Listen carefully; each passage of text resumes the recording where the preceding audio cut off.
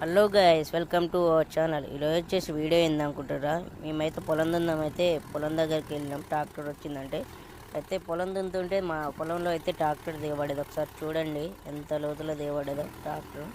అది ముందలకంత ఉంటుంటే ట్రాక్టర్ అయితే లేస్తుంది, చూసుకోవచ్చు మీరు కూడా వీడియోలో. చూడండి ఎంత బైక్ లేస్తుందో ట్రాక్టర్ అయితే, చూడ్రి మీరే. ఎంత ముందల కన్నా కానీ అదైతే చాలా పైకి లేస్తుంది, చూసుకోవచ్చు ఒకసారి మీరు.